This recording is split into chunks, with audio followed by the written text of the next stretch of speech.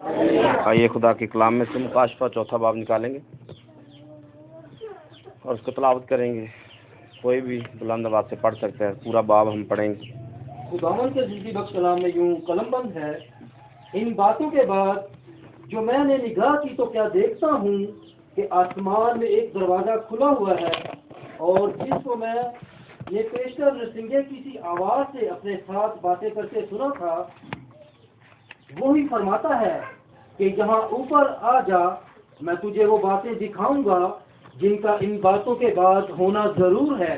फौरन मैं रूह में आ गया और क्या देखता हूँ कि आसमान पर एक तख्त रखा है और उस तख्त पर कोई बैठा है, और जो उस पर बैठा है वो संगे यशब और अतीक सा मालूम होता है, और उस तख्त के गिर्द जो मुर्ग की सी एक धनक मालूम होती है, और उस तख्त के गिर्द 24 तख्त हैं, और उन तख्तों पर 24 बुजुर्ग सफेद पोशाक पहने हुए बैठे हैं, और उनके सरों पर सोने के ताज हैं, और उस तख्त में से बिजलियां और आवाजें और गरजें पैदा होती हैं, और उस तख्त के सामने आग के सात चिराग जल रहे हैं। ये खुदा की 7 रूहें हैं, और उस तख्त के सामने गोया शीशा का समंदर बिल्लूर की मानिंद है, और तख्त के बीच में और तख्त के गिर्द 4 जानदार हैं, जिनके आगे पीछे आंखें ही आंखें हैं।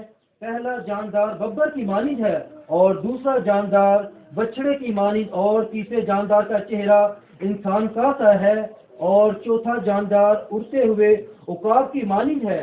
और इन चारों जानदारों के 6 पर हैं, और चारों तरफ और अंदर आंखें ही आंखें हैं, और रात दिन बगैर आराम लिए ये कहते रहते हैं कि कदूस कदूस कदूस खुदावन खुदा कादिर मुतलिक, जो था और जो है और जो आने वाला है, और जो वो जानदार उसकी तमजीद और इज्जत और शुक्रगुजारी करेंगे जो तख्त पर बैठा है, और अब्दुल आबाद जिंदा रहेगा। तो वो 24 बुजुर्ग उसके सामने जो तख्त पर बैठा है गिर पड़ेंगे और उसको सिजदा करेंगे। जो अब्दुल आबाद जिंदा रहेगा और अपने ताज ये कहते हुए उस तख्त के सामने डाल देंगे कि ऐ हमारे खुदावन और खुदा, तू ही तमजीद और इज्जत और कुदरत के लायक है, क्योंकि तू ही ने सब चीजें पैदा की और वो तेरी ही मर्जी से थी और पैदा हुई। आमीन। खुदा उनके कलाम के पढ़े सुने जाने के वसीले खुदा हम सबों को बरकत बख्शे। आइए तशरीफ रखिए।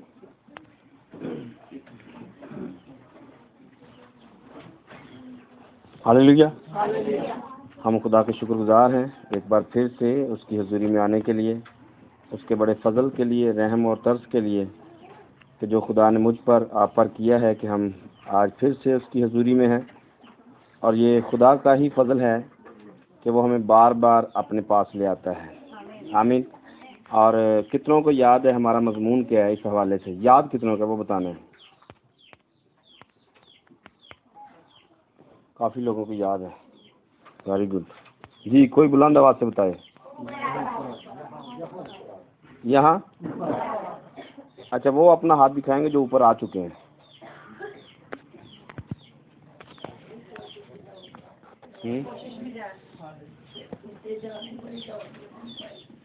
मतलब फर्क तो पड़ना चाहिए ना, अगर याद आ गया तो फिर फर्क भी पड़ना चाहिए।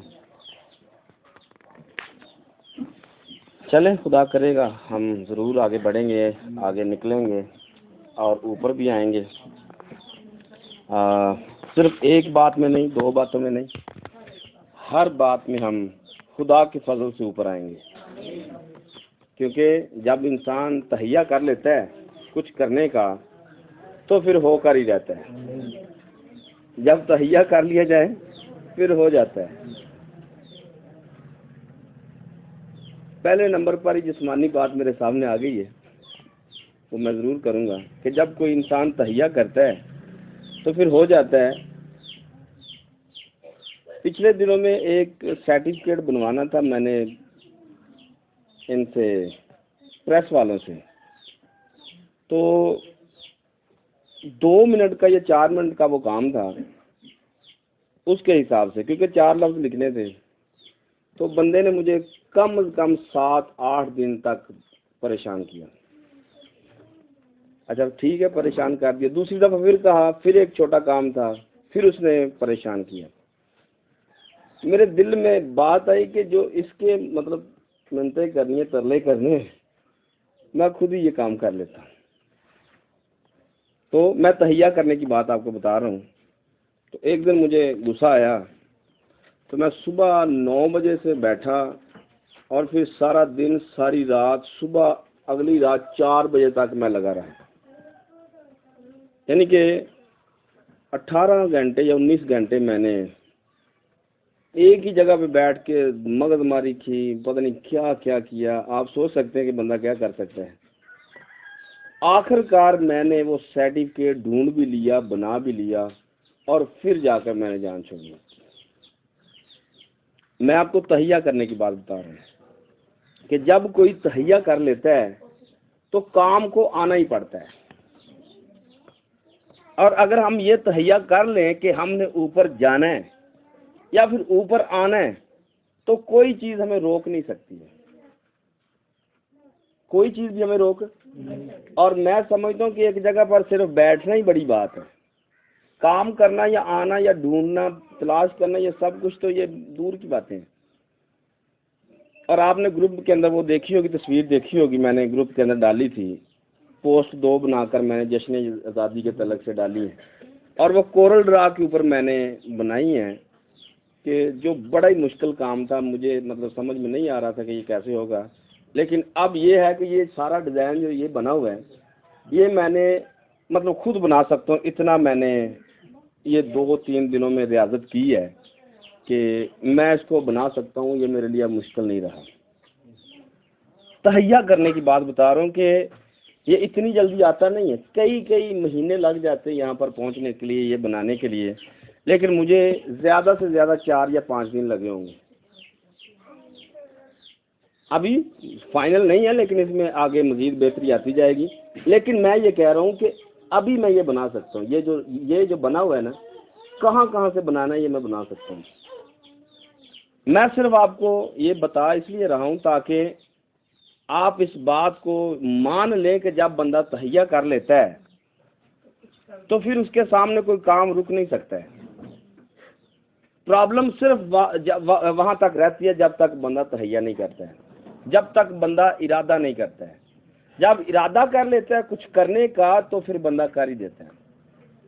एक और जिस्मानी बात मेरे सामने आ रही है, शीरी फरियाद की। पता नहीं ये सच्ची स्टोरी है या पता नहीं कैसी है, लेकिन सुनी थी हमने बहुत पहले कि उसने एक लड़की के लिए एक पहाड़ को ही खोद दिया, नहर निकाल दी। पता नहीं सच्ची है या झूठी है, लेकिन हाँ, मतलब उसने पहाड़ ही खोद दिया और पहाड़ से दूध की नहर निकाल दी।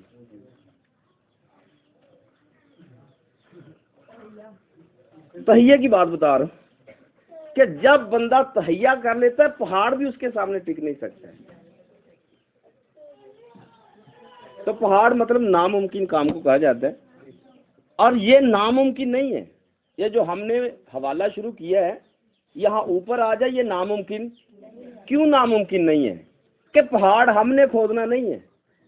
जब बुलाने वाले ही बुला रहा है तो हमने तो सिर्फ खड़े होना कि ले जा भाई। हमने तो सिर्फ खड़े होना है और अपना आप उसके हाथ में देना है, जैसे हनूक ने दिया है। हनूक खुद तो नहीं आसमान पर चढ़ा, एलिया भी खुद नहीं चढ़ा, यूहन्ना भी खुद नहीं चढ़ा, मतलब इनको चढ़ाया गया। तो जब चढ़ाने वाला पकड़ के ऊपर लेके जाने वाला तैयार है, तो फिर हमें कौन सी ऐसी प्रॉब्लम है? हमने भी तो सिर्फ अपना आप ही देना, बाकी लेके वो खुद चला जाएगा। जहां पर भी उसने लेके जाना है वो खुद ही ले जाएगा। आमीन। तो ये जिस्मानी बातों से चंद बातें आ गई हैं मेरे सामने, आपके सामने भी आई हैं। तो आज हम कुछ बातें ऑलरेडी पहले हो चुकी हैं, उनको भी दोहराएंगे, और कुछ बातें आज मुमकिन है कोई नहीं हो सके। अगर पुरानी भी होंगी तो कोई इतनी बुरी बात नहीं होगी, आपके ज़रूर फ़ायदे के लिए ही होंगी, और फिर उसको मतलब ज़हन नशीन भी हो जाएंगी। आमीन। सो अभी तक हमने क्या सीखा है चौथे बाब के अंदर से? आपको अभी तक क्या समझ में आया? चौथा बाब मुकाशवा की किताब का कितना समझ में आया, क्या समझ में आया? क्योंकि 2 संडे हो चुके हैं हमने इस पर बात की है, और क्या बात की है आप बता सकते हैं? क्या अभी तक आपको समझ में आया है चौथे बाब से? रोबन के बारे में सीखा था और बिन्यामीन के बारे में, जन्नत के बारे में सीखा था। जन्नत जो जिंदगी का है, तो पत्थर जो यशब का पत्थर है वो रोबन के नाम का है, और बिन्यामीन जो है वो अकीद का पत्थर है। और जन्नत जब तक आसमान पर नजर आती रहेगी, तो जब तक तीसरे टाइम में जब जन्नत खत्म हो जाएगी तो तीसरे आसमान। आमीन। दूसरा कोई बंदा बताए जी, कोई और बंदा बताए। जन्नत कब पूरी होगी? जब फिरौन अपने आमद में आएंगे और जन्नत के बीच में कुरान यीशु की जाते हैं, तो कब वो पूरी वाजिया होगी? और इससे पीछे जो हमने सीखा था कि जो 7 कलीसिया के ज़माने गुजरे, इसके बाद कहता है यहाँ ऊपर आ जा। आमीन। 7 कलीसिया ज़माने गुजरने के बाद उसको बुलाया गया कि यहाँ ऊपर आ जा, अब तुझे मैं वो दिखाता हूँ जो होना जरूर है। पीछे तो उसको वो दिखाया गया ना जो ऑलरेडी हो चुका था, जिन जमानों में वो चल रहा था। जमानों के बाद क्या होने जा रहा है बताया ये गया कि जमाने गुजरने के बाद, कलीसियाई जमाने गुजरने के बाद जमीन पर क्या होगा और आसमान पर क्या होगा। जमीन पर क्या होने वाला है? अभी ये वक्त नहीं है कि हम ये सारी बातें सीख लें, क्योंकि ये बड़ा लंबा टाइम गुजरेगा हमारा कि इसको हम मोहरों को भी बयान कर सकें, हम बाकी नरसिंगों को बयान कर सकें, क्योंकि ये सारे का सारा जमीन पर बर्पा होना है। सारे का सारा जमीन पर जो कुछ लिखा है चौथे बाब के बाद, हम चौथे बाब में आए हैं, हमने चौथे बाब से शुरू किया है। 3 बाब तो हमने सिरे से पढ़े ही नहीं है, उनमें से हमने चंद एक बातें ली, मोटी मोटी ली हैं, और इसको हमने चौथे बाब के साथ सिर्फ बैकग्राउंड मिलाकर हमने बात शुरू की है। तीसरे बाब में तो तीसरे बाब का पढ़ने का फायदा है, इसको जरूर पढ़ेंगे, हम स्टडी बाकायदा करेंगे। लेकिन चूंकि हम तीसरे बाब के आखिरी हिस्से में तो हम बैठे हुए हैं,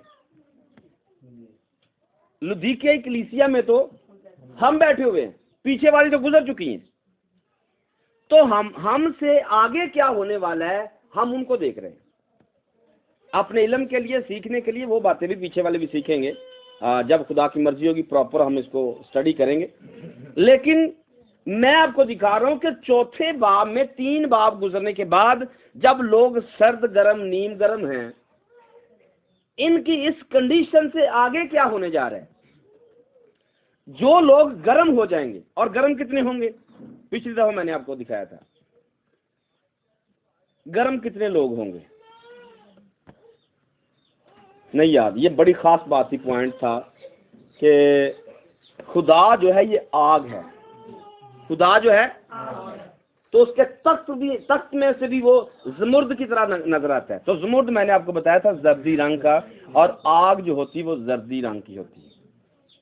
तो खुदावंद यीशु मसीह का जो तख्त है वो आग की तरह होगा, और कलीसिया कैसी होगी? आग की तरह जल रही होगी। तो जो आग की तरह नहीं जलेगा उसे अपने मुंह से निकालेगा, फेंक देगा। पीछे वाला जो शुक्रगुजारी का पैगाम दिया गया है, कब्र में कौन तेरी शुक्रगुजारी करेगा? कब्र में इसको कौन जजमेंट करेगा? क्या मैं मर जाऊंगा तो मरने के बाद मैं देखूंगा कि आप में से कोई कर रहा है या नहीं, या फिर आप मुझे देखेंगे मैं शुक्रगुजारी कर रहा हूं? नहीं पता चलेगा ना। पता तो चलेगा इसी जमीन के ऊपर, जब हम इस जमीन के ऊपर मौजूद हैं। आज सब कुछ वाज़ेह तौर पर है। जो नहीं कर रहा वो कब्र में है, जो शुक्रगुजारी नहीं कर रहा वो, तो जो आज आग में नहीं जल रहा वो कहां पर है? वो मुंह से निकालकर फेंका हुआ है। आप इस बात को समझ पा रहे हैं कि जो आज जल ही नहीं रहा, क्या मरने के बाद वो जल पाएगा? अमीर शख्स जो है पानी की बूंद के लिए तरस रहा है, कब? मरने के। क्या चांस था उसके पास उसको मिल जाए? तो चांस कहां पर था? तो यहां पर अय्याशी में गुजार दिया, यहां पर अय्याशी में गुजार दिया। जब पानी लेने का टाइम था तब तो लिया ही नहीं है। जब पानी पीने का टाइम है, और पानी पीने का टाइम कब है? अभी। अभी आप पानी पी रहे हैं। तेल भरवाने का टाइम कब है? जिनको कहा गया दुकानदारों के पास जाओ, मोल लेके आओ, तो वो कहां पर है? आप तेल जमा करनी तो यहां पर बैठे हुए हैं, दरवाजा खुला है। ये आप खुली आंखों से देखें, क्योंकि मैं जब जब इस बात को पढ़ता हूं, आज भी पढ़ा, मुझे फौरन एक फीलिंग महसूस हुई है। फौरन मैं रूह में आ गया। जैसे ये लफ्ज दोहराए गए, पढ़े गए, तो मेरी कंडीशन हकीकतन मतलब इस तरह की हुई है। फौरन रूह में आया। और जब तक आप रूह में नहीं आते, आपको नजर कुछ भी नहीं आएगा कि जमीन पर चल क्या रहे, क्योंकि यूहन्ना को इसी जमीन पर सब कुछ दिखाया गया। बुलाया आसमान पर गया, बुलाया यहां ऊपर आ जा, तो दिखाया क्या गया कि आसमान में क्या चल रहा है? वो तो दिखेगा ही दिखेगा, लेकिन आगे सारी जो मुकाशवा की किताब है वो जमीन पर हो रहा है। आप मुकाशवा 21 बाब पढ़ते हैं, 22 बाब पढ़ते हैं, तो वहां पर क्या है? मैं एक बिलौर का समंदर देख रहा हूं, मैं एक दरिया देख रहा हूं, मैं हयात का दरख्त देख रहा हूं, मैं ऐसा दरख्त देख रहा हूं जिसके पत्तों से शिफा होती है। तो ये कहां पर है? यरूशलेम के अंदर है। और ये हिजकिय्याल 47 बाब के अंदर है। और दरिया जो है वो जमीन पर जारी है, आसमान पर नहीं है। और समंदर की तरह जो बिलौर का चमकता सूरज समंदर है, वो इस्राएली कौम है जो मुकद्दस कर दिए गए हैं। तो ये कहां पर है? बुलाया ऊपर गया, लेकिन ये दिखाया नीचे वाला एरिया गया। तो मैं भी आपको ऊपर जाकर नीचे वाली साइड दिखा रहा हूं कि आप ऊपर से जरा नीचे ध्यान करके देखें कि जो आज आग में जल नहीं रहा वो कहां पर है? वो मुंह से बाहर फेंका हुआ है। तो इन बातों के बाद आपको समझ में आएगा कि आज वो वक्त है, आबे हयात का चश्मा आज जारी है, और आप यहां पर पीने के लिए आए हैं। और जब मर जाएंगे उसके बाद आपके पास और मेरे पास कोई चांस नहीं है। लेकिन लोग बेखबरी में हैं, लोग अजीब अजीब वस्फ से अपने अंदर रखकर बैठे हुए हैं, अजीब अजीब बातें अपने अंदर रखकर बैठे हुए हैं, वक्त की कदर नहीं कर रहे हैं, और फिर नजर नहीं आ रहा है, फिर आंखें बंद, कान बंद हो चुके हैं। जो कुछ आज जमीन पर चल रहा है, याद रखिए ये कुछ यूहन्ना ने देखा है। यूहन्ना ने क्या देखा कि लोग किस तरह के, ये बात जो मैं कर रहा हूं, लोग नंगे घूम रहे हैं। लोग, यही लिखा है ना कि तू गरीब है, तू नंगा है, तू अंधा है, तू कम बख्त और खवार है। तो आज लोग कैसे हैं? इसी तरह के लोगों में तो हम रह रहे हैं। एक बंदा चर्च ही नहीं आता, दुआ ही नहीं करता, तौबा नहीं करता, बपतिस्मा नहीं लेता, रूहुल कुदस नहीं पाता, मुझे बताइए वो नंगा या कपड़े पहने हुए उसने? हाँ, लेकिन शर्म नहीं आती है। नंगा लेकिन शर्म नहीं आती है। बेशर्मी की जिंदगी बसर की जा रही है। तो कपड़े क्या है? कपड़े रूहुल कुदस है। कपड़े तो उसके पहने बगैर ही जिंदगी बसर की जा रही है। और फिर दोज़ख किसे कहते हैं? दोज़ख किसे कहा जाएगा? जहन्नम किसे कहा जाएगा? जहां पर अजाब है, अजाब की जगह में हमें वक्त से पहले डालने के लिए आ गए। बदरुएं ऐसा कहती नहीं है कि हमें वक्त से पहले अजाब में डालने के लिए? और भाई आग तो जिसको कहा गया वो तो तशबीहन बात की गई है। आग होगी, ये बात नहीं है कि आग नहीं होगी, लेकिन आग ना भी हो, बंदे को आग ना भी लगी हो, तो बंदा वैसे ही तकलीफ के अंदर हो, मुसीबत के अंदर हो, तो क्या वो तकलीफ में नहीं होता है? अच्छा, बाकी बंदा बिल्कुल फिट फाट हो, बंदे के ऊपर सिर्फ सूद चढ़ा हुआ हो, फिर मुझे बताइए कैसा होता है? हाँ, इससे बड़ा अजाब क्या है कि आपकी 15,000 तनख्वाह है और इसमें से 10,000 आपका सूद जा रहा है। इसको क्या कहते हैं? आप फिरदौस कहते हैं? आप जन्नत में बैठे हुए, आप दोज़ख के अंदर जिंदगी बसर कर रहे हैं, क्योंकि ना खुदा कभी आपके पास आता है, ना कभी खुदा आपके घर में आता है, ना आप खुदा के घर में आते हैं, बल्कि हर वक्त अपने दुखों से, मुसीबतों से, तकलीफों से लड़ते रहते हैं। इसी को तो जहन्नम कहते हैं। इसी को तो आज लोग जहन्नम में भी रह रहे हैं, लेकिन समझ में नहीं आ रहा। और फिर खुदा ऐसी समझ भी नहीं देता कि आपको समझ आ जाए कि आप जिंदगी कैसी बसर कर रहे हैं। तो ऐसा शख्स जो इस जमीन पर इस तरह की जिंदगी बसर करता है, क्या मरने के बाद वो उम्मीद रखेगा कि मैं जन्नत में चला जाऊंगा या फिरदौस में चला जाऊंगा? जाएगा? बताइए, क्या ऐसा शख्स खुदा की हुजूरी में जा सकता है? तो पादरी जब जनाजा पड़ेगा डायरेक्ट फिरदौस में या अब्राहम की गोद में पहुंचाएगा। ऐसे 2 नंबर पादरियों से होशियार रहे कि जो सच को सच नहीं कहते और झूठ को झूठ नहीं कहते हैं। ऐसे 2 नंबर लोगों से होशियार रहे, क्योंकि मार्केट में 2 नंबर बहुत लोग घूम रहे हैं कि जो सिर्फ मुंह रखने के लिए कि अगर मैं सच कह दूंगा तो ये मेरे पास नहीं आएंगे। ऐसे 2 नंबर लोगों से होशियार रहिए। मैं तो वो बता रहा हूं जो सच है। कड़वा लगता है, शिफा देगा। मीठा लगता है, कीड़े डालेगा। मीठा लगता है, कीड़े डालेगा, आपको निकम्मा कर देगा, आपको दोज़ख के अंदर ले जाएगा, और वो कीड़े डालेगा जो मरने वाला नहीं है। जहन्नम के अंदर कीड़ों के सिवा क्या बताया यीशु ने कि वहां का कीड़ा मरता? तो आज लोगों का मर रहा है। हाँ, लोगों का कीड़ा मर रहा है, नहीं मरता। कैसे मरेगा? क्योंकि वो जिंदगी आप में से ही तो ले रहा है। जब आप मर जाएंगे वो भी मर जाएगा। जब तक आप जिंदा है वो कीड़ा जिंदा रहेगा। तो मैं आपको वो दिखाने की कोशिश कर रहा हूं कि हमने ऊपर आना है। अगर यहां पर जिंदगी जो मैंने अभी बातें कर दी हैं, यहां से ऊपर आना है, क्योंकि अभी चांस है। सांस है तो चांस है। अगर सांस गया तो चांस गया, खत्म। फिर आप फैसला यहां पर करके जाएंगे। मरने के बाद कोई भी शुक्रगुजारी नहीं, कोई सताइश नहीं, कोई सदका खैरात नहीं है, कोई मरने वाले के लिए दुआ नहीं है। दुआएं तो मुंह रखने के लिए की जाती हैं। दुआएं मुंह रखने के लिए की जाती हैं। लो जी, इन्हों की मां मर गई, प्यो मर गया, इन्होंने मगरों लाया, कुछ भी नहीं पका सके। सारी जिंदगी उन्हें पालिया, जम्मिया, ये किया वो किया, तो एक बारी की रोटी नहीं पका सकते।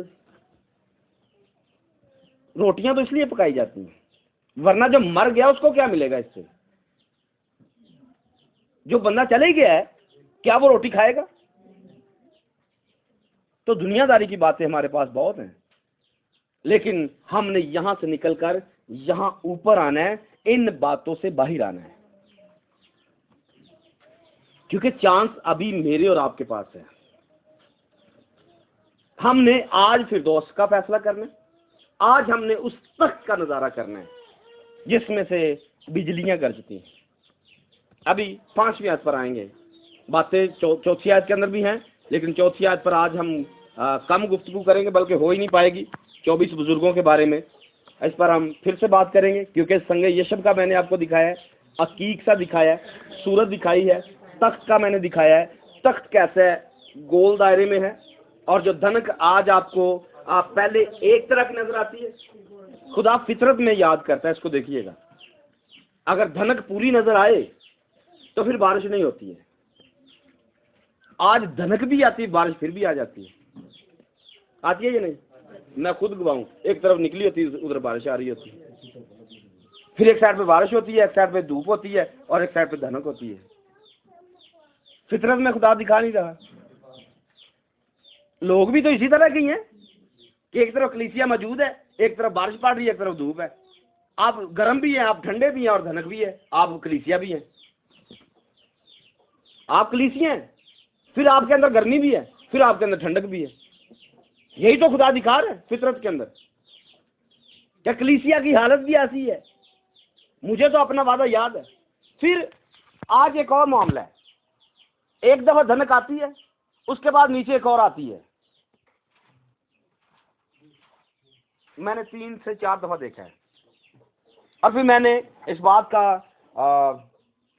क्योंकि एक नई चीज मेरे लिए, खुदा से बात की, खुदा ये मामला क्या है, क्योंकि किसी बंदे को तो इसकी समझ नहीं है और ना ही वो समझा पाएगा कि ये दो मतलब गुड्डी गुड्डी के पींगे चढ़ गई हैं,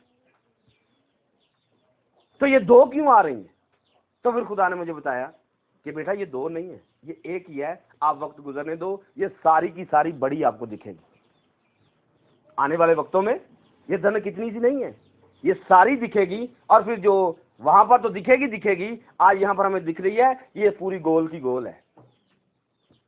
अभी तो सिर्फ थोड़ी सी नजर आ रही है, आने वाले वक्त में ये धनक पूरी गोल होगी और गोल धनक के अंदर हमारे यीशु का तख्त लगा हुआ होगा। और यही सूरत हालात यूहन्ना को दिखाई गई है और उसी के बारे में खुदा हमें समझ दे रहे हैं। हम उसी धनक को सीख चुके या सीख रहे हैं। और कलीसिया की हालत कैसी होगी? अभी कलीसिया थोड़ी थोड़ी दिखती है, कभी थोड़ी नजर आती है, कभी ज्यादा नजर आती है, कभी बहुत ज्यादा नजर आती है। ये धनक क्या है? कलीसिया ही तो है। कलीसिया भी ऐसे ही जमा होती है, कभी बारिश आई एक कोने से धनक आ गई है, फिर दूसरे कोने से आ गई है, कभी पूरी नजर आ गई है, कभी डबल नजर आ रही है। कलीसिया की हालत भी ऐसी है, कभी ज्यादा, कभी कम, कभी थोड़ी, कभी बहुत। तो ये सारा फितरत के अंदर है। लेकिन याद रखिए, धनक के दरमियान में खुदावन का तख्त है। तो अगर कलीसिया यहां पर मौजूद है तो खुदावन का तख्त भी यहां पर ही मौजूद है। ये हम में कमी है कि हमें बिजलियां सुनने को मिलती नहीं, कान बंद है। जहां पर तख्त खुदा का है, तख्त में से ही तो बिजलियां और आवाजें गरजे पैदा होती हैं। तो हमारा ये मतलब मानना है कि धनक कलीसिया है और कलीसिया मौजूद है और कलीसिया में खुदावन का तख्त है। तो फिर बिजलियां क्यों नहीं निकलती, फिर आवाजें क्यों नहीं आती, गरजे पैदा क्यों नहीं होती? कभी सुनी आपने? हाँ, कभी सुनी आपने अजीब अजीब आवाजें, गर्ज की आवाजें, दहशत वाली आवाजें कभी सुनी? हाँ, कब सुनी है? बादलों वाली तो सुनी है, ये बात कर रहा हूं। तो निकलनी कहां से है? खुदा के। तो तख्त किधर है? तख्त किधर है? तो निकलनियां कितों ने? ताड़े अंदरों ही तो निकलनियां ने। निकलनी कहां से? निकलनी किधर से? आवाजें, आवाजें निकाला करें। जब आते हैं ना तो आवाज निकाला करें, क्योंकि खुदा का तख्त आपके अंदर मौजूद है और खुदा के तख्त में से बिजलियां निकलनी चाहिए, आवाजें निकलनी चाहिए, गर्जे पैदा होनी चाहिए। आप दुआ करें, यहां पर पता चलना चाहिए। पेंतिकोस्त पर यही हुआ ना, गर्जे कहां से निकली हैं, आवाजें कहां से निकली हैं, कहां पर कमरा हिला है? 120 की जमात में हमारे जैसे ही बंदे थे। एलिया को हमारे जैसे ही बताया गया, वो भी हमारे जैसा था। मुंह से निकालता है आग आ जाती है। तो क्या हमसे हो नहीं पाता या हो नहीं सकता? हो सकता है, लेकिन कब? जब रूह में आएंगे। और जब तक रूह में आया नहीं जाएगा तब तक ऐसी कंडीशन हमारी जिंदगी में हो नहीं सकती है। और अगर नहीं होती है तो याद रखिए, आप मुंह से निकालकर फेंके हुए लोग हैं अगर आप इस तरह की कंडीशन आपकी होती नहीं है। आपको अभी तक समझ में आया कि ये चल कहां पर रहा है और नजर कैसे आएगा? ये चल यहां पर रहा है और नजर तब आएगा जब हम रूह में आएंगे। तब आपको सब कुछ समझ में आएगा कि चल क्या रहा है, हो क्या रहा है दुनिया में। और यही यीशु ने कहा था कि तुम्हें गुमान भी ना होगा और इब्ने आदम आ जाएगा। क्या किसी को गुमान है? आज लोग हमारी बुख्तोइयां करते रहते हैं, हमारे बारे में उल्टे उल्टे विचार करते रहते हैं, हमारे बारे में उल्टी सीधी बातें करते रहते हैं। करते रहे, हमारा क्या नुकसान है? मैं सिर्फ आपको दिखा रहा हूं कि लोगों की आंखों को इब्लीस ने कैसे अंधा किया हुआ है, लोगों के कानों को कैसे उसने बहरा किया हुआ है।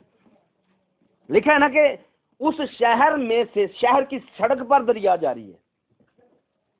शहर की, लिखा है या नहीं, शहर की सड़क पर दरिया जारी है। तो मुझे बताइए आज हम कहां पर बैठे हुए हैं? हाँ, ये सड़क ही तो है जहां पर दरिया जारी है और गेट खुला, जो मर्जी अंदर आए और आकर मुफ्त पिए। लेकिन लोग पीना नहीं चाहते हैं, लोग पीना मुफ्त, यहां पर मुफ्त है। अगर किसी का दिल करे कोई हदिया दे सकता है, वरना हम उठाते ही नहीं है। हमने इस बात को खत्म किया हुआ है। अगर किसी ने देना है अपनी खुशी से दे, क्योंकि खुदा खुशी से देने वाले को अजीज रखता है। तो जिसने बरकत लेनी है वो दे जाए, जिसने बरकत नहीं लेनी है मतलब उसकी अपनी मर्जी है। यहां पर इसके लिए कोई ऑप्शन नहीं है हदिया उठाने का। ये मुफ्त दरिया जारी है और जिसका दिल करता है आए पिए मुफ्त जाए, हम उसे कभी भी रोकने वाले नहीं हैं। लेकिन लोग मुफ्त पीना ही नहीं चाहते। तो ये सब कुछ यहां पर है, लेकिन सिर्फ देखने की बात है, और दिखेगा कब? जब रूह के अंदर आएंगे। आमीन। सो बात शुरू करते हैं इससे, यहां से और एक बात करते हैं। हैकल को आप देखते हैं, हैकल के तीन जगह पर उसके पॉइंट बनते हैं। हैकल के 3 पॉइंट है। खुदा का तख्त कहां पर है? खुदा का तख्त पाक तरीन मकाम में, लेकिन उससे पीछे भी कुछ और भी वाकयात मौजूद है या कुछ और भी होता है। नंबर 1 पर लिखिए, जो पहले नंबर पर है उसे बैरूनी सहन कहा जाता है, बाहर वाला सहन, बैरूनी सहन। नंबर 2 पर आप लिखिए, सोख्तनी कुर्बानी करने का मज़बा। नंबर 2 पर सोख्तनी कुर्बानी का मज़बा। अगर आपने हवाला लिखना है, खरूज 38 बाब लिखिए, ये सारा आपने पढ़ना है। सोख्तनी कुर्बानी का मज़बा। नंबर 3 पर पीतल का मज़बा। और याद रखिए, सोख्तनी कुर्बानी जो है ये खुदावंद यीशु मसीह की सलीबी मौत को जाहिर करती है, और पीतल का जो मज़बा है वो खुदावंद यीशु मसीह की पीतल का जो हौज है वो खुदावंद यीशु मसीह की खिदमत को जाहिर करता है, और वो बपतिस्मे को जाहिर करता है। पीतल का जो हौज है, पीतल का एक मज़बा भी है, पीतल का एक हौज भी है। तो पीतल का जो मज़बा है वो खुदावंद यीशु मसीह की ज़मीनी खिदमत को जाहिर करता है, और ये पानी के गुस्ल को जाहिर करता है, क्योंकि हौज का काम तहारत का काम देना है। कि वहां पर आपको तहारत के लिए पानी मुयस्सर आता है, आप वहां से पानी लेते हैं और आप तहारत का काम करते हैं, आप पाक होते हैं। और फिर पीतल का मज़बा है जहां पर एक अदालत है, जहां पर आपको एक अदालत में से होकर गुजरना है। और याद रखिए, पिछली दफा मैंने आपको यह दिखाया था कि जो सरदार काहिन होता है वो पाक तरीन मकाम के अंदर एक दफा जाता है साल के अंदर, और वो सिर्फ खाली ऐसे ही नहीं चला जाता, बल्कि उसका लिबास एक खास बंदा जो है उसको डिजाइन करता है, ये बनाता है। और वो कोई आम बंदा नहीं, बल्कि रूहुल कुदस याफ्ता शख्स होता है जो काहिन का लिबास तैयार करता है पाक हाथों से। क्यों? क्योंकि उसने पाक तरीन मकाम के अंदर जाना है। बंदा ठीक है लेकिन लिबास ठीक नहीं है, तो ऐसा मुमकिन नहीं है। बंदा भी ठीक होगा, लिबास भी ठीक होगा, और लिबास बनवाया भी ठीक बंदे से गया होगा। और फिर उसके ऊपर मैंने आपको यह बताया था कि सर के ऊपर तेल डाला जाता है, मसा का तेल। आप इसको खरूज की किताब में पढ़ सकते हैं, मसा करने वाले तेल को भी, और आपको वहां से मिल जाएगा मसा करने का तेल। जी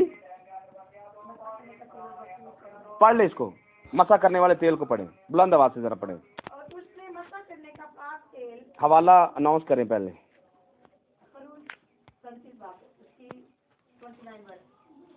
और उसने मसा करने का पाक तेल और खुशबूदार मसाले का खास बखूर गूंदी की हिकमत के मुताबिक, अगर आप इसको पढ़ना चाहते हैं तो आप पीछे से इसको पढ़ सकते हैं। 37वें बाब के अंदर इसको आप पीछे पढ़ सकते हैं कि यहाँ पर इसको बताया गया है कि यह तैयार कैसे किया जा सकता है।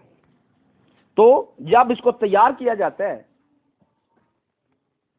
मसा करने वाले तेल को, तो ये खुशबूदार चीजों से तैयार किया जाता है। ये खुशबूदार चीजों से मसा करने वाला तेल तैयार किया जाता है और ये तेल काहिन के सर पर डाला जाता है और फिर बहता हुआ दाढ़ी पर आता है और दाढ़ी से फिर ये कपड़ों पर आता है और फिर ये जैसे जैसे चलता है ये खुशबूदार एक चीज जा रही है आपके साथ पास से।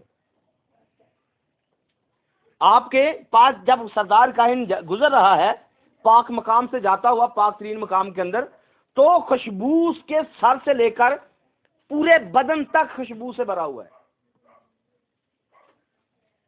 और वो खुशबू उसके अपने लिए नहीं है, खुशबू खुदा के लिए है, मसा खुदा के लिए है, क्योंकि उसको अलग किया गया है खुदा से मुलाकात करने के लिए। आप इस बात को समझने की कोशिश करें, क्या हमारे लिए मसा करने का तेल मुयस्सर है? तो जो हमारे सर पर भी आए, हमारी दाढ़ी पर भी आए, हमारे कपड़ों पर भी आए, क्या ऐसा तेल हमारे पास मौजूद है जिससे आप पाक हो सकते हैं? और जिस पर तेल लगाया जाता है उसके बारे में लिखा हुआ है कि अगर कोई चीज उसे छू जाए वो भी पाक हो जाती है। अगर कोई चीज, जहां पर वो तेल लगाया गया है, जहां पर तेल लगा है, अगर कोई चीज उसके साथ टच कर जाती है वो चीज भी पाक हो जाती है। इतना वो तेल मुकद्दस है और खुदा ने खास अपनी हिकमत से उसको बनवाया है। और फिर कहा गया कि ये खास मसा करने का तेल है। क्या हमारे पास ऐसा तेल है? क्या हमारी जिंदगी ऐसी है कि कोई हमारे साथ टच हो जाए, हमें छू जाए तो वो भी मुकद्दस हो जाए? हम भी काहिन हैं, हम भी मुकद्दस, हम मुकद्दस कौम है, शाही काहिनों का हम फिरका हैं। तो क्या हमारी जिंदगी में कुछ ऐसा तेल मौजूद है कि कोई हमें छू जाए, हमारे साथ बैठ जाए, हमारे साथ गुफ्तगू करे, हमारे पास बैठे और वो भी बंदा बदल जाए और गुफ्तगू सुनकर वो पाक हो जाए? अगर नहीं है तो फिर इस मकाम पर आने की जरूरत है, यहां ऊपर आने की जरूरत है। कहां पर? अपने आप को उस जगह पर लेकर आने की जरूरत है जहां पर हमारे साथ कोई बैठे, गुफ्तगू करे और बंदा मुकद्दस हो जाए। अगर वो तेल जो जिस्मानी चीजों से बनकर बना है उसके अंदर इतनी ताकत है, तो जो हमारे पास तेल यानी कि खुदावंद यीशु मसीह का लहू है, क्या इसमें ये ताकत नहीं है? हाँ, क्या इसके अंदर कोई खुशबू नहीं है? और फिर ये होना कहां पर चाहिए? हमारे सर पर होना चाहिए। सर मतलब क्या है? सर यीशु ही है, लेकिन जिस्मानी तौर पर बात करो, सर ये है जिसके अंदर कान है, नाक है, आंखें हैं, जुबान है, होंठ है। हमारे पूरे इस चेहरे से, हमारे सुनने से, हमारे बोलने से, हमारे छूने से, हमारे चखने से किसी पर कितना असर पड़ता है और कोई कितना मुकद्दस हो रहा है। अगर नहीं हो रहा तो फिर ऊपर आने की जरूरत है। जिस पॉइंट पर आप जिंदगी बसर कर रहे हैं, इससे जरा मेरे भाइयों, बहनों, बच्चों, इस पॉइंट को छोड़ें और एक कदम ऊपर आने की कोशिश करें, क्योंकि आपकी जगह वहां नहीं है, आपकी और मेरी जगह यहां ऊपर है। क्योंकि हमारा, पहले हमने साय से भी इसको सीखा हुआ है, हमारा किरदार पढ़ने से लोग बदल हो जाएं, तब्दील हो जाएं, लोग बीमार जो है शिफा पा जाएं। और फिर हमारे किरदार से, हमारे बोलने से अगला बंदा मुकद्दस हो जाए। इस तरह की जिंदगी होनी चाहिए, क्योंकि खुदा ऐसा ही है, उसका साया पड़े, उसका बोलचाल हो, उसकी कोई बात भी हो, इंसान को बदल कर रख देती है। और खुदा की कलीसिया भी ऐसी ही होनी चाहिए, क्योंकि खुदा खुद आग है और उसकी कलीसिया भी। आज देखिए खुदा का म्यार क्या है और आज की कलीसिया का म्यार क्या है। मुझे बताइए, क्या ये फिरदौस में है या जहन्नम के अंदर है? हाँ, ये फिरदौस के अंदर जिंदगी बसर हो रही है या जहन्नम के अंदर हो रही है? ये जहन्नम की जिंदगी है, ये फिरदौस की जिंदगी नहीं है। लेकिन खुशनसीबी इस बात की है कि खुदा हमें दावत दे रहा है कि यहाँ ऊपर आ जाओ, क्योंकि यहाँ पर जिस जगह पर हम हैं ये सिर्फ गंदगी वाली जगह है, इससे हमें ऊपर बुलाया जा रहा है। आमीन। मैंने आपको 2-3 चीजें बताई हैं। बरूनी सेहन का बताया, फिर मैंने आपको सोख्तनी कुर्बानी का मजबा दिखाया है, पीतल का मजबा दिखाया है, पीतल का हौज दिखाया है, और फिर आप इनको यूं देखते हैं कि जैसे ही काहिन अंदर जाता है और फिर खुदावंद के लिए मुकद्दस मुकद्दस कहता है। मैंने पिछली दफा आपको बताया था कि उसका चलने का स्टाइल कैसा होता है, कि मतलब चले, उसका कदम ऐसे चले कि मतलब घंटियां इस तरतीब से बजे कि घंटियों से आवाज आती हो, खुदावंद के लिए मुकद्दस मुकद्दस मुकद्दस, खुदावंद के लिए मुकद्दस। और इसके लिए बाकायदा ट्रेनिंग दी जाती है काहिन को, और फिर वो सरदार काहिन जब बनता है तो वो पूरी ट्रेनिंग पास करके वहां तक पहुंचता है जहां पर जाकर वो खुदावंद को मुकद्दस कह सकता है। लेकिन आज की हालत क्या है? आज काहिन भी ऐसे नहीं है, आज खादम भी ऐसे नहीं है कि जिनकी जिंदगी से, जिनके चाल से, जिनके किरदार से हर वक्त खुदा को मुकद्दस कहा जा रहा हो। बिजलियां गरजना तो बहुत दूर की फिल्म है, आगे की बातें हैं। लेकिन फिर क्या होता है जब काहिन मखसूस अंदाज से चलता है, पाक तरीन मकाम के अंदर पहुंचता है, तो फिर वहां पर खुदा भी आता है, वहां पर खुदा आता है।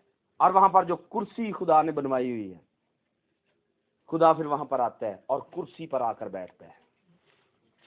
पाक तरीन मकाम के अंदर कुर्सी पर खुदा आकर बैठता है। और याद रखिए, जो हमारे पड़ोसियों ने कुर्सी की एक सूरत रखी हुई है वो यहां से ही है,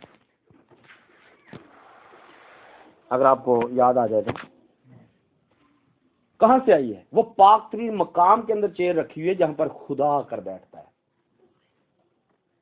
और फिर अगर कोई खुदा के वजूद का इनकार करे तो फिर कुर्सी का इनकार भी करना पड़ेगा कि खुदा का अगर वजूद नहीं है तो कुर्सी पर कौन बैठता है। और फिर जब खुदा आता है तो वो पाक तरीन मकाम जो है वो धुएं से भर जाता है ताकि कोई उसे देख ना सके, काहिन उसे देख ना सके, क्योंकि अगर देख लिया तो फिर भी बचने वाला नहीं है, और अगर इसमें गुनाह हुआ फिर भी ये बचने वाला नहीं है। तो खुदा फिर भी प्रोटेक्शन करता है, फिर भी उसको बचाता है, अपने आप को धुएं में छुपाता है, और फिर वहां पर आकर उस कफारे के लहू को कबूल करता है जो सरपोश के ऊपर छिड़का जाता है। और खुदा फिर बनी इस्राएल कौम को 1 साल के लिए उनके गुनाहों को माफ कर देता है। और जहां पर पाक तरीन मकाम है, यहां पर अदालत होती है। यहां पर क्या है? 3 चीजें क्रॉस करके वो जाता है। नंबर 1 पर वो बरूनी सेहन से आता है, नंबर 2 पर पाक तरीन मकाम से गुजरता है, और नंबर 3 पर वो जाकर पाक मकाम के अंदर जाता है। और पाक मकाम में जैसे एंट्री करता है, मैंने आपको सारी चीजें दिखा दी हैं। अगर आप इस स्टोरी को याद रखेंगे, इन बातों को याद रखेंगे, आपको कई मैसेजों के अंदर ये बातें बयान करने के लिए आसानी हो जाएगी, क्योंकि ये खास बातें हैं, और खास बातों को आप किसी जगह पर भी शेयर करेंगे, लोग इससे बरकत जरूर पाएंगे।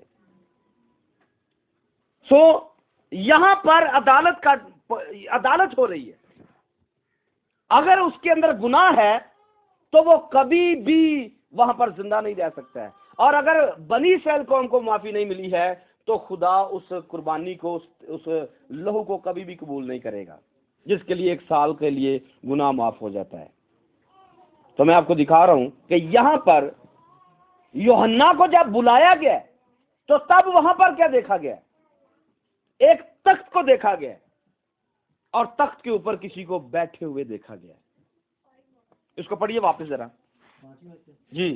और उस तख्त में से बिजलियां और आवाजें और गरजें पैदा होती हैं, और उस तख्त के सामने आग के 7 चिराग जल रहे हैं। ये खुदा की 7 रूहें हैं। आमीन। पीछे दूसरी आयत को पहले पढ़िए। फौरन मैं रूह में आ गया जी, और क्या देखता हूँ कि आसमान पर एक तख्त रखा है जी, और उस तख्त पर कोई बैठा है, और जो उस पर बैठा है। आमीन। यहां पर मैंने सिर्फ आपको दिखाया है कि सिर्फ तख्त नहीं है, तख्त के ऊपर कोई बैठा भी हुआ है।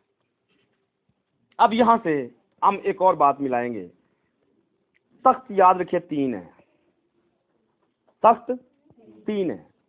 पहला तख्त आसमान पर दिखाया जा रहा है, पहला तख्त आसमान पर है, और दूसरा तख्त जो है वो मसीह के अंदर है। खुदा कहां पर है? खुदा मसीह के अंदर मुजस्सम है। पहले हमने वहां पर देखा है, आसमान पर हमें यहां पर दिख रहा है कि खुदा का तख्त आसमान पर है। फिर हम दूसरा तख्त देख रहे हैं कि दूसरा जो तख्त है वो मसीह के अंदर है। खुदा कहां पर बैठा हुआ है? मसीह के अंदर बैठा हुआ है। और तीसरा तख्त कहां पर है?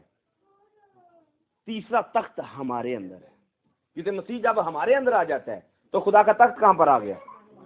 तो याद रखिए, मसीह खुदा का तख्त है, जिसको यह कहा जाता है कि तेरी हजूरी आए, तेरा तख्त लग जाए। तो तख्त कोई लकड़ी का फट्टों का तख्त नहीं है, खुदा का तख्त मसीह है। और जहां पर मसीह आ जाता है वहां पर खुदा आ जाता है, क्योंकि मसीह के अंदर या मसीह के ऊपर खुदा मौजूद होता है। और उसमें से बिजलियां और आवाजें निकलती हैं, गरजें निकलती हैं। अगर आप उसकी आवाज को सुनना चाहते हो तो पहले बाब को ही आप पढ़ सकते हैं। उसकी आवाज कैसी लिखी हुई है? जोर के से पानी की आवाज है। मुकाशफा की किताब पहले बाब में आप पढ़ सकते हैं कि उसकी आवाज कैसी है? जोर के से पानी की आवाज है। तो पानी आपको अच्छा लगता है जब आवाजें निकालते हैं? या फिर आवाज निकलती कब है? या कोई पानी की आवाज सुनकर क्या दहशत नहीं खाता है? या फिर अगर आपको इल्म नहीं है तो फिर आपने देखा ही नहीं है। आप जरा पानी वाली जगह पे जाके देखें, आपकी जान निकाल देगा पानी। पानी आपकी जान निकाल देगा, इतनी खतरनाक आवाज होती है उसकी। और फिर आप पहाड़ी इलाके में चले जाएं, पहाड़ी दरिया को देख लें, जो पहाड़ों के अंदर पानी बहता है और जहां से नीचे पानी गिरता है, जहां से सैलाब आता है, वहां से आप पानी को देखिए। आप पानी के पास नहीं खड़े हो सकते, आप पानी को गौर से देख नहीं सकते। इतना दहशतनाक वो नजारा देता है और इतनी खतरनाक आवाज देता है। यह खुदा की मोहब्बत है कि हम पानी में नहा लेते हैं, वरना पानी जब अपने रोब में आता है कोई उसके सामने टिक नहीं सकता है।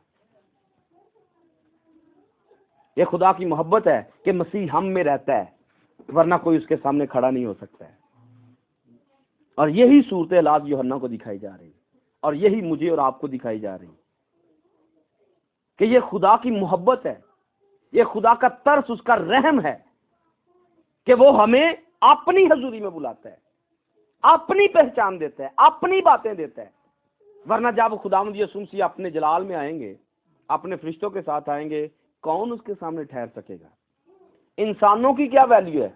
आसमान के बारे में लिखा है, आसमान सिरक जाएगा, जमीन टुकड़े टुकड़े होकर बिखर जाएगी, और जमीन पर के काम सारे जल जाएंगे, सब कुछ तहस नहस हो जाएगा। कब? जब खुदावंद अपने जलाल में आएंगे। जैसे मैं आपको दिखा रहा हूं कि पानी जब अपनी दहशत में आता है कोई उसके पास खड़ा नहीं हो सकता है, इसी तरह यीशु जब अपनी दहशत में आएगा, शेर बब्बर की तरह धाड़ेगा, कोई उसके पास खड़ा नहीं हो सकता है। बड़े बड़े जानवर गायब हो जाते हैं शेर जब धाड़ता है। बड़ी बड़ी बिल्डिंगें, बड़ी बड़ी गाड़ियां पानी में बह जाती हैं, जो अपने आप में बहुत कुछ होती हैं, लेकिन पानी के सामने जीरो हैं। और ये खुदा की मोहब्बत है कि हम पानी को पी भी लेते हैं और इससे हम जिंदा भी रहते हैं। ठीक इसी तरह मसीह को हम पी भी लेते हैं, मसीह को खा भी लेते हैं, पर मसीह जब दहशत में आएगा कोई उसके सामने खड़ा नहीं हो सकेगा। और यही कुछ यहाँ पर दिखाया जा रहा है। बिजलियां, आवाजें, गरजे पैदा हो रही हैं, क्योंकि इसके सामने कोई भी खड़ा कौन रहेगा? वो जो आग से जलता हुआ होगा, वो जो आदम के सामने उसकी बीवी हवा, वो आदम ही था जो उसके सामने खड़ा था। तो यीशु मसीह के सामने यीशु खुद होगा जो कलीसिया की सूरत में होगा, क्योंकि कलीसिया और आदम यीशु एक हैं। ऐसा ही लिखा है ना कि मर्द और औरत दोनों एक हैं। तो मर्द ही अपने सामने अपने आप को खड़ा कर सकता है, दूसरा उसके सामने कोई खड़ा नहीं हो सकता है। मर्द यानी कि खुदावंद यीशु मसीह अपनी कलीसिया को क्योंकि वो आग है और उसकी कलीसिया भी आग है, वही आग उसके सामने खड़ी हो सकती है, बाकी सारे जलकर राख हो जाएंगे। और फिर ग्रंथियों में यह भी लिखा हुआ है कि वो दिन आग के साथ जाहिर होगा। तो कलीसिया को आग में से गुजारा जाएगा, तो कलीसिया तो गुजर जाएगी, लेकिन बाकी कोई भी गुजरने वाला नहीं है। सो थोड़ा आगे और बढ़ाते हैं, टाइम तो निकल गया, लेकिन चंद बातें और करता हूं। हमारे पास हमारे बदन की जब आप हालत देखते हैं, ये तो मैंने हैकल का आपको दिखाया है, हम जब अपने बदन को देखते हैं तो हमारा बदन भी 3 हिस्सों में डिवाइड है। नंबर 1 पर हमारा बदन है, फिर हमारी जान है, और फिर हमारी रूह है। अभी मैंने 2 दिन पहले बताया था कि संडे को ये बातें आएंगी, मैं पूछूंगा।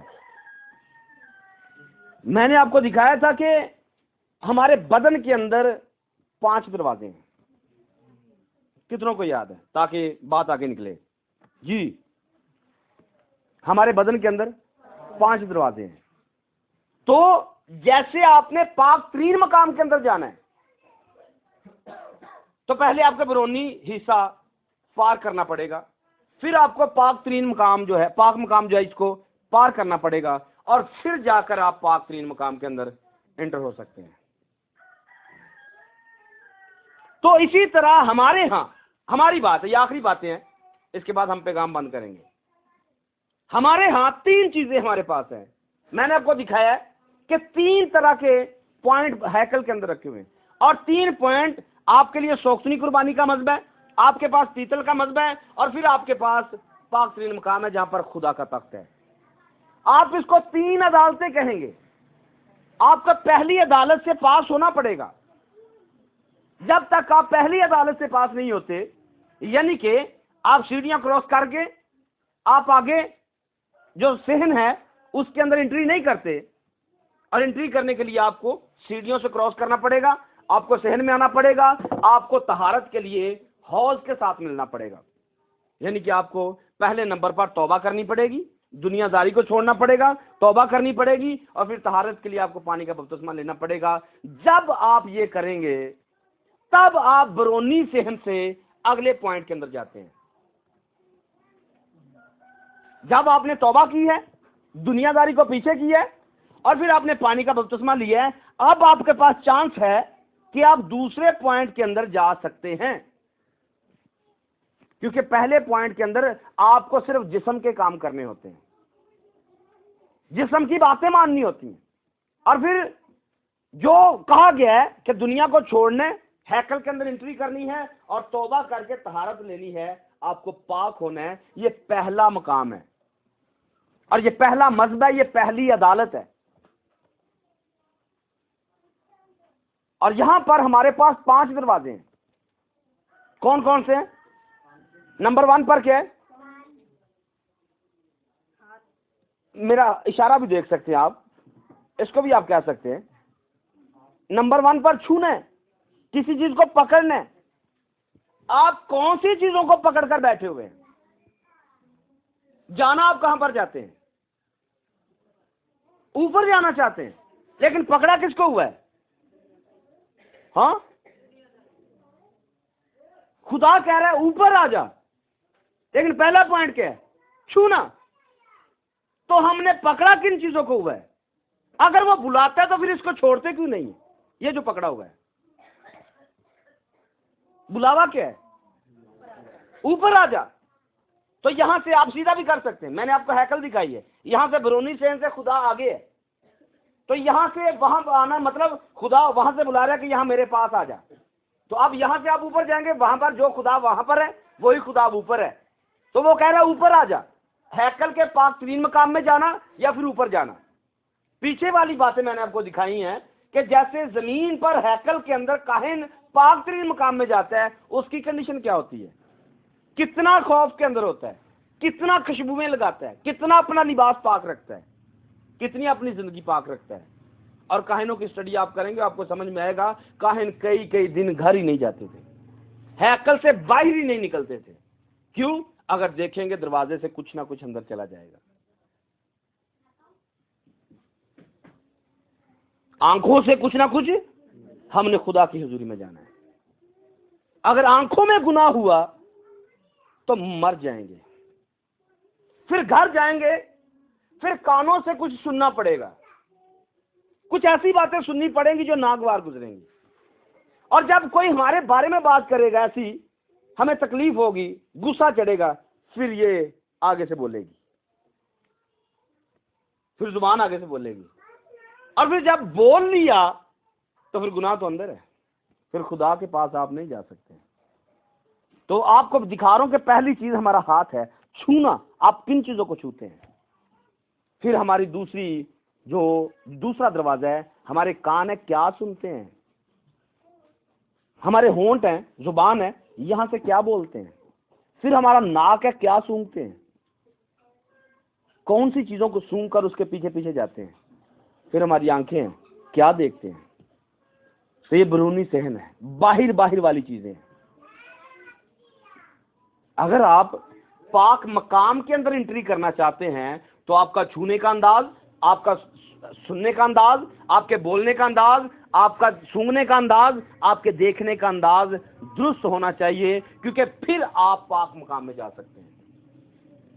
पाक तरीन मकाम अभी दूर है। तो यहां पर तो हालत ये है कि हम देखते हैं अपनी मर्जी से, अपनी मर्जी से देखना चाहते हैं, अपनी मर्जी से बोलना चाहते हैं, अपनी मर्जी से सुनना चाहते हैं, अपनी मर्जी से चीजों को छूना चाहते हैं। क्या यहां से बिजलियां गरजने की आपको आवाज आ सकती है? क्या आपको ऐसा लगता है कि यहां से हमारे अंदर से बिजलियां निकलेंगी? बिजलियां तो वहां पर निकलेंगी जहां पर मसीह का तख्त मौजूद होगा, जहां पर मसीह खुद मौजूद होगा। बहुत सारे लोग नस्वार खाने वाले, सिगरेट खाने वाले, पीने वाले, शराब पीने वाले, मैं पीने वाले, बहुत सारे जो लोग खुद गुनाह करते हैं, वो कहते हैं ये गुनाह नहीं है, ये गुनाह नहीं, इसमें तो कोई प्रॉब्लम नहीं है। हाँ, कोई प्रॉब्लम नहीं है, हकीकत कह रहे हैं, क्योंकि प्रॉब्लम तो उसके अंदर होगी, उसको होगी जिसके अंदर कोई तख्त लगा हुआ है, जिसके अंदर, जो अंदर से अदालत करके बताएगा भाई ये सही नहीं है। आपके अंदर कोई है ही नहीं जो आपको कहेगा ये सही है। जो सही गलत बताने वाला हो वो तो आपके अंदर है ही नहीं। आप तो अपनी मन मर्जी के मालिक हैं, आप तो वो करते जो आपका दिल करता है। लेकिन जब मसीह का तख्त अंदर है, मसीह अंदर है, वो जजमेंट करता है, वो अदालत करता है, वो कुर्सी के ऊपर आकर बैठा हुआ है, वो तख्त के ऊपर बैठा हुआ है, और वहां पर कोई गंदा मजाक करने की गुंजाइश नहीं है, वहां पर बाल काटने की गुंजाइश नहीं है, वहां पर उल्टी सीधी हरकतें करने की गुंजाइश नहीं है। क्योंकि जब भी आप गलत काम करेंगे अंदर से आवाज आ जाएगी ये बेटा गलत है, क्योंकि मसीह तख्त पर विराजमान है, बैठा हुआ है। लेकिन यहां पर तो पहली कंडीशन है, पहला ही बैरूनी सहन के अंदर ही अपनी मनमानी है। तख्त की तो बात दूर है, और ये पहला तख्त है, ये पहली अदालत है जो हमारा जिस्म है। अगर कोई इसको पास नहीं करता वो पाक मकाम में जा। अब जिस्म क्या करता है? आप बहुत सारे लोगों को देखेंगे, वो कहेंगे ओए मेरी दुआ बड़ी लंबी है। हमारे पास बहुत सारे लोग तो आते नहीं कि घंटा कलाम सुनाते हैं, इस वजह से नहीं आते हैं कि ये 1 घंटा कलाम सुनाते हैं। तो ये किसकी मानते हैं? जिस्म की मान रहे हैं। तो बैरूनी अदालत से ये पास नहीं हो रहे, तो बताइए क्या बिजलियों गर्जों तक पहुंच जाएंगे? तो ये कभी किसी दुआ च चले ही जान तो उसे डायरेक्ट बिजलियां गर्जे ही मांगते हैं। अगर किसी गलती ना मौका मिल ही जाए तो डायरेक्ट बिजलियां ही मांगते हैं। ओ भाई तुझे बिजलियों से क्या काम है? तू दोज़खी बंदा है, दोज़ख में रह रहा है, खुदा की हजूरी में तुझे आना पसंद नहीं है, और खुदा की हजूरी तुझे अच्छी नहीं लगती है, खुदा का कलाम तुझे अच्छा नहीं लगता है, तेनू बिजलियां ना की लगे। तू अपनी राह लब जिसे तू जाना है। तो यहां पर इंसान बदन क्या करता है? आज गर्मी बढ़ी है, आज ठंड बढ़ी है, आज फलां हो गया, फलां हो गया। आपको आपका जिस्म ही आपको पास नहीं होने दे रहा। आप क्या पाक मकाम में जाएंगे, और फिर क्या आप पाक तरीन मकाम में जाएंगे? ये बैरूनी सहन की बात कर रहा हूं। अभी हम पाक मकाम में नहीं है, ये 5 दरवाजे हैं जिनको पास करना है। इनको 5 हिस्स भी कहा जाता है जो इंसान के अंदर है। और फिर इसके बाद आगे की बात है। अगर आपको यहां तक समझ में आया है कि इन दरवाजों से हम कितना पास हैं, क्या पकड़ा हुआ है, क्या सुनते हैं, क्या बोलते हैं, क्या सूंघते हैं, क्या देखते हैं, फिर अगली बात है, अगला हिस्सा क्या है? जान है। अगले हिस्से में क्या है? और याद रखिए, जान के बारे में जो मैंने सीखा है, जान के जो लफ्जी मतलब हैं वो रूह की फितरत होता है। जान का मतलब क्या है? रूह की फितरत। अब देखिए, यहां पर 2 बच्चों को आप खड़ा कर सकते हैं। आइए जरा इधर आइए, 2 बच्चे जल्दी आए, उधर मुंह करें, उधर। ये 2 बच्चे आपके सामने हैं। आपको दोनों का बदन नजर आ रहा है, दोनों में जान है, दोनों में ही रूह है, दोनों में ही। और हम सब जितने यहां पर है सब में यही है। हमारे बदन भी है, हम में जान भी है और हम में रूह भी है। अब मैं आपको जान के बारे में बता रहा हूं कि जान रूह की फितरत होती है। जान किसे कहते हैं? रूह की फितरत को। अब दोनों में मतलब कॉमन चीजें हैं, रूह जान बदन है, लेकिन ये जो काम करेगा फर्क करेगा, और ये जो करेगा ये क्या कहेंगे इसको, कैसे ये हो गया? बदन तो एक जैसे ही है, जान तो एक जैसी है, रूह तो एक जैसी है, फर्क किसने किया है? रूह की फितरत ने दोनों में फर्क डाला है। बैठ जाइए। इसी तरह हम सब के साथ है, रूह जान बदन हम सब की है, लेकिन जो हमारी जान करती है, जो हमारी, वो हमारी रूह की फितरत के मुताबिक करती है। जो हमारी रूह की फितरत होती है, अगर आप खुदा के लोग हैं तो आपकी रूह खुदा के काम करेगी, और अगर आप शैतान के हैं तो आपकी रूह जो है उसकी फितरत शैतान के काम करेगी। ये मुश्किल पॉइंट है। हमारे रूह जान बदन एक जैसे दिखते हैं सबके, लेकिन हमारी जान जो है, ताकत जो है, कुव्वत जो है, ये जो करती है, जो करके दिखाती है, या हम प्रैक्टिकल अमल करके दिखाते हैं, ये हमारी रूह की फितरत होती है कि हमारी रूह जिस तरह का चाहती है हम वैसा काम करते हैं। दाऊद ने कहा, मेरी रूह खुदा के लिए, खुदा की प्यासी है। एक दूसरी रूह है, वो प्यासी होती नहीं है। आज के इंसान की रूह प्यासी होती नहीं है, तो क्या कह सकते हैं कि दाऊद में जो रूह था इसमें भी वही है? हाँ, क्या आप कह सकते हैं कि जो रूह दाऊद में था वो आज हम में भी है, या उस बंदे के अंदर है कि जो दाऊद की तरह कहता नहीं कि मेरी रूह खुदा की प्यासी है? तो दोनों की रूह ने यह साबित किया कि उसके रूह की फितरत फर्क है, इसके रूह की फितरत फर्क है। और फितरत के हिसाब से आज दुनिया चल रही है। हर बंदा अपनी रूह की फितरत से काम सर अंजाम देता है। अगर रूह की फितरत अच्छी है तो उसके हाथ भी ठीक काम करते हैं, उसके कान भी ठीक काम करते हैं, आंखें भी ठीक काम करती है, जुबान भी ठीक काम करती है। लेकिन अगर फितरत, रूह की फितरत ठीक नहीं है तो फिर कभी भी आप उससे उम्मीद नहीं कर सकते हैं। तो मैं आपको दिखा रहा हूं दूसरा पॉइंट, जान। अब जान के अंदर भी 5 दरवाजे हैं, इस जान के भी 5 दरवाजे हैं। आप ख्याल कर सकते हैं जी, जान क्या करती है, फितरत क्या करती है? फितरत के अंदर, जान के अंदर शऊर आता है। इंसान क्या करता है? उसको इल्म होता है, शऊर जिसे कहा जाता है।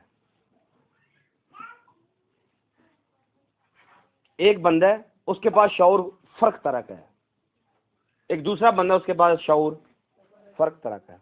जो खुदा का बंदा है उसके पास इल्म या शऊर फर्क है, और जो शैतान का बंदा है उसके पास इल्म और शऊर फर्क तरह का है। तो अब यहां से आपको और क्लियर होगा। पहले नंबर पर क्या है? शऊर है। इंसान सोचता क्या है, इंसान के पास इल्म कैसा है, फिर इंसान के ख्याल होते हैं। इंसान के ख्यालात कैसे हैं जी। एक और चीज है, इंसान के तसव्वुरात कैसे हैं। इंसान तसव्वुर क्या करता है, कितनी चीजें हो गई।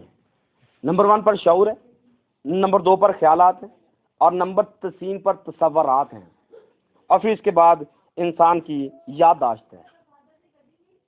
आप इसको एक ही कर सकते हैं, ख्यालात जो हैं और तसव्वुर जो है, एक ही इसको आप अकाउंट करेंगे। नंबर 1 पर शऊर है, फिर ख्यालात हैं या जिसको तसव्वुरात कहा जाता है, और उसके बाद फिर इंसान की याददाश्त है,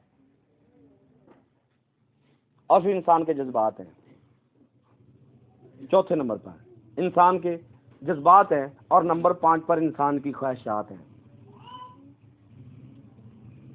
क्या लिखा आपने?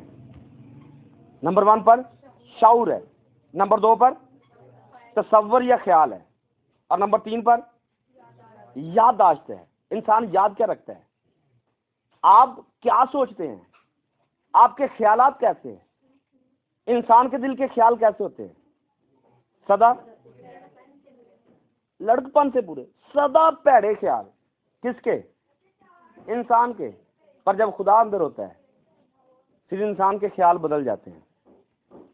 रूह की फितरत को जज करना है, मेरे अंदर रूह कौन सी है, मेरे ख्यालात कैसे चलते रहते हैं, मैं सोचता क्या रहता हूं, मैं कौन सी चीजों को तसव्वुर करता हूं। आप अपना टेस्ट खुद कर लेंगे, आप अपनी अदालत खुद कर लेंगे, क्योंकि पहली अदालत मैंने आपको 5 चीजें दिखाई हैं। आप अपनी अदालत कीजिए आज। आप छूते क्या हैं, आप देखते क्या हैं, आप बोलते क्या हैं, सूंघते क्या हैं, आप किस तरह की जिंदगी बसर कर रहे हैं, आपका बरूनी हिस्सा कैसा है। नंबर 2 पर जो आपकी जान है, मेरी जान है, इसके अंदर शऊर कैसा है, इल्म कैसा है, आपको कौन सी बातें आती हैं, फिर आपके ख्यालात और तसव्वुरात हैं, आप सोचते क्या हैं, फिर आपके जज्बात हैं, आप कैसे जज्बात अपने अंदर रखते हैं। अच्छे जज्बात हैं, बुरे जज्बात हैं, अच्छी बातों से जज्बाती होते हैं, बुरी बातों से जज्बाती होते हैं। किस तरह के जज्बात आपके अंदर पाए जाते हैं। और फिर आपकी याददाश्त है, आप कौन सी चीजों को मेमोरी के अंदर याद रखते हो, कौन सी चीजें मेमोरी के अंदर रखी हुई है। मेमोरी खुलती है, ओ स्टेज ड्रामे हैं ऐसे खुल के सामने आ जाते हैं। मेमोरी खुलती है, बड़ी बड़ी फिल्में आ जाती हैं। मेमोरी खुलती है, बड़े बड़े गाने याद आ जाते हैं। मेमोरी खुलती है, इतने टिकटॉक आज देखें, क्योंकि रखा क्या है याददाश्त में, क्या है दुनिया की चीजें। कलाम पूछेंगे याद है, ओ चेता भूल गया।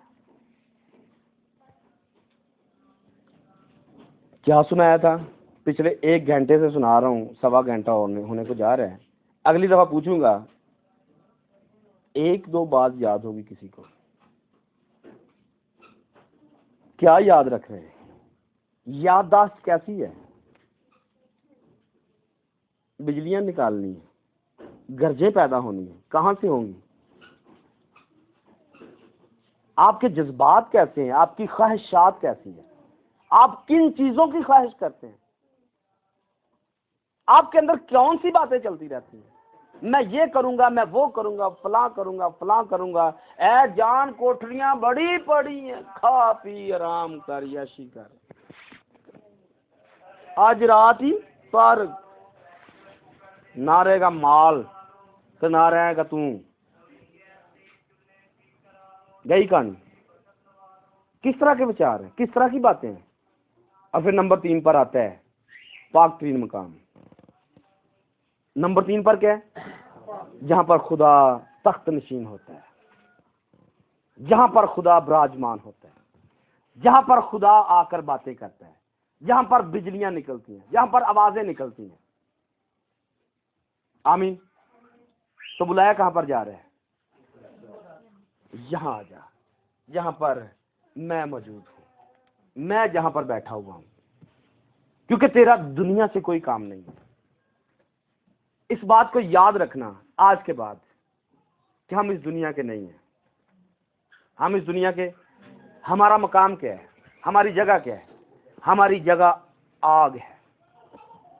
हमारी जगह, हम खुदावंद के सामने, तख्त के सामने जलती हुई आग की तरह खड़े होने वाले हैं। अगर आपको ये याद रहा तो जरूर हम वहां पर होंगे जहां पर खुदा हमें बुला रहे हैं और जहां पर यूहन्ना को बुलाया गया है। और मेरा नहीं ख्याल कि इससे कोई अच्छा जुमला पूरी बाइबल के अंदर होगा। इससे अच्छा जुमला नहीं होगा कि जिसको यीशु कहे कि मेरे कोल आ जा।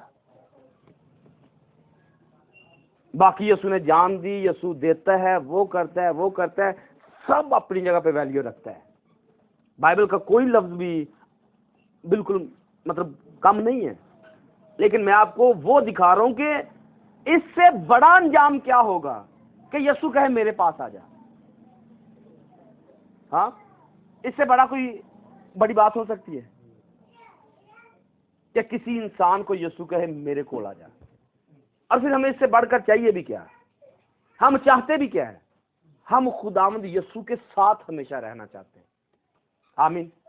और मैं इस बात के लिए तैयार हूं कि यीशु मुझे अभी कहे, मैं अभी जाने को तैयार हूं, क्योंकि इससे बड़ा कोई इनाम नहीं है। लिखा है मैं उसे सुबह का सितारा दूंगा। मैं उसे, तो सुबह का सितारा कौन है?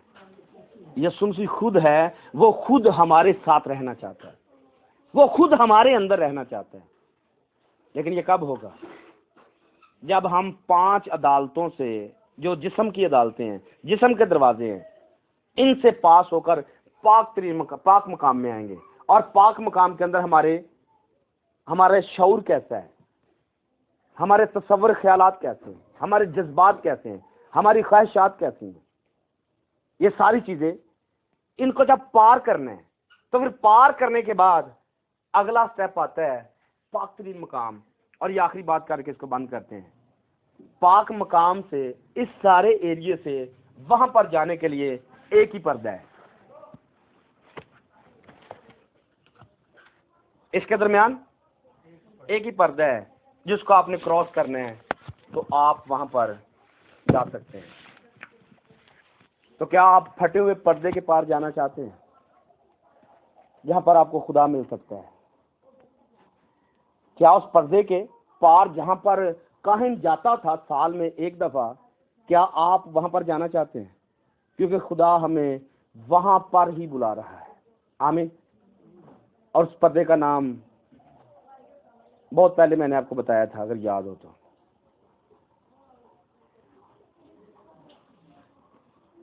इतना ही याद है, हालांकि बड़ी खास बात थी। उस पर्दे का नाम मर्जी है। उस पर्दे का नाम हमारी मर्जी है। आपकी अगर मर्जी है तो आज आप इन 5 जो बरूनी मैंने आपको दरवाजे बताए हैं, आप इनको छोड़कर पाक मकाम में आ सकते हैं। और फिर पाक मकाम के 5 दरवाजे क्रॉस करके अपनी मर्जी का पर्दा फाड़कर आप खुदा के पास जा सकते हैं। और जब आप वहां पर पहुंच जाएंगे, आपको नजर आएगा कि वहां पर तख्त में यीशु बैठा हुआ है और वहां से बिजलियां और आवाजें, गरजें पैदा होती हैं। आमीन। और जब आप अपनी मर्जी छोड़ेंगे और यीशु को अपने अंदर अपने तख्त पर बिठा लेंगे, तो याद रखिए अगली दफा जब आप यहाँ पर आएंगे तो आपके अंदर से ये बिजलियां और आवाजें और गरजें पैदा होंगी। आमीन। और यहाँ पर हमारे लिए बुलावा है कि यहाँ ऊपर आ जा, ये हमारा मकाम है। आइए अपनी आंखों को बंद करें और अपने लिए दुआ करें कि खुदावंद, मैं वहां पर जाने के लिए, तेरे पास आने के लिए तैयार हूं। अगर आप तैयार हैं तो वो तो आपको बुला ही रहा है। Praise the lord. अपनी आंखें बंद करें, सरों को झुकाएंगे। Hallelujah, praise the lord, hallelujah.